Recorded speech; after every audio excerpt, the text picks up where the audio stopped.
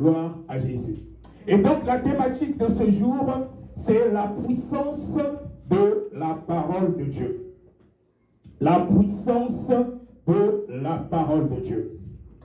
Alors, c'est quoi la parole de Dieu? En grec, la parole, en fait, c'est le logos. Vous entendez souvent parler du logos. Vous entendez parler du logos. On parle du logos qui est la parole de Dieu en grec. On entend aussi souvent parler du rhéma. Et le rhéma, en fait, c'est la parole de Dieu révélée. Et donc, on dit souvent que quand il y a le rhéma qui est la révélation, en fait, si vous voulez, le rhéma, c'est la révélation de la parole de Dieu qu'il fait pour nous, les hommes. Et le logos, c'est la parole de Dieu, en fait, c'est Christ lui-même. Comme il est dit dans la Bible, au commencement était la parole de Dieu, donc au commencement était le logos, et la parole était avec Dieu. Donc le logos était avec Dieu, et le logos était Dieu. Donc la parole était Dieu, donc le logos était Dieu. Donc Christ, qui est le logos, il est la parole de Dieu. Maintenant, quand on parle du rhéma, en fait, le logos, c'est Christ lui-même qui est la parole de Dieu. Et quand on parle du rhéma, c'est la parole de Dieu révélée. Et c'est pour cela que souvent, on dit, même quand on a des révélations, tu peux prophétiser de la part de Dieu. Il faut faire attention parce que le diable aussi peut donner des prophéties, surtout quand on n'a pas une vie de sanctification, ça peut être confus.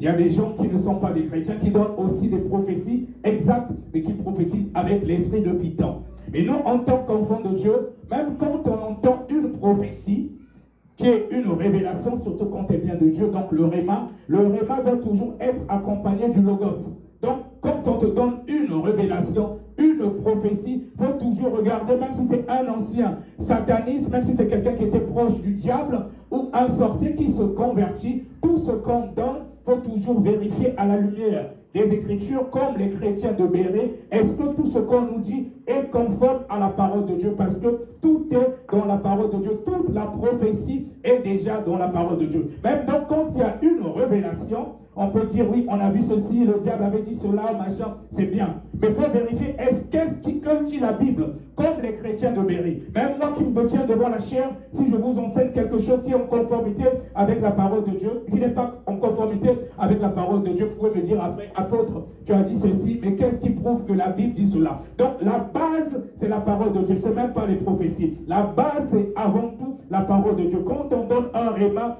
une révélation, il faut que la parole de Dieu puisse confirmer cela. Donc c'est ce qu'on appelle la parole de Dieu, c'est le logos, et le rhéma, c'est la révélation, et le rhéma doit toujours être accompagné du logos. Amen. Amen. Et nous venons donc de lire que car la parole de Dieu est vivante et efficace. Donc la parole de Dieu, le logos, elle est vivante et efficace. Plus tranchante qu'une épée. Plus tranchante qu'une épée quelconque. La parole de Dieu, elle est vivante.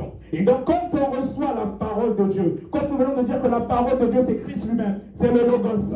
Et la parole de Dieu est vivante. Et donc, comme la parole de Dieu est vivante, comme nous la recevons, comme c'est Christ lui-même, la parole de Dieu, il vient habiter en nous. On dit que la parole de Dieu est vivante. Nous recevons par ricochet la vie. Parce que cette parole est vivante. Quand nous la recevons, c'est le Christ lui-même qui vient habiter au travers de nous. On dit qu'elle est plus tranchante qu'une épée.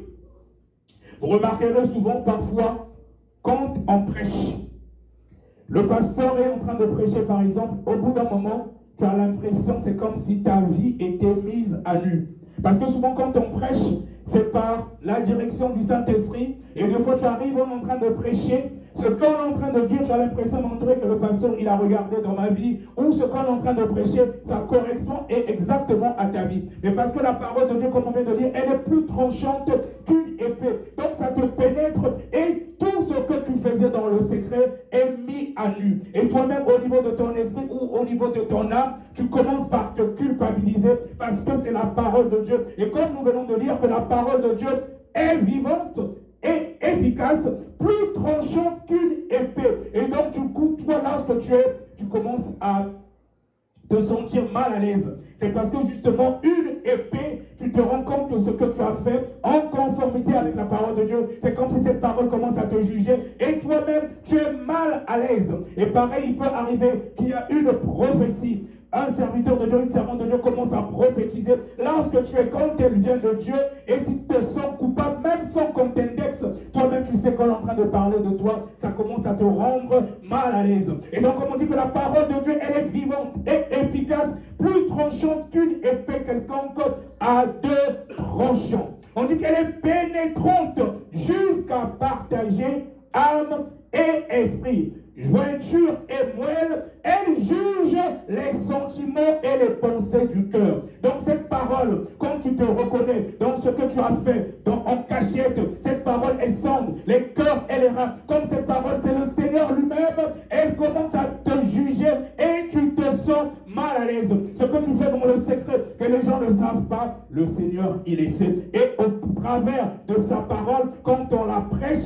elle est pénétrante, elle commence à juger même tes sentiments. Personne ne t'a jugé, mais tu sais que ce qu'on est en train de dire, ça correspond à ce que tu fais en cachette. Mais comme Dieu voit tout et toi-même, tu es mal à l'aise. Et c'est ça justement la puissance de la parole de Dieu. Parce que la parole de Dieu, en fait, c'est le Christ lui-même. Et quand elle est, quand nous la lisons,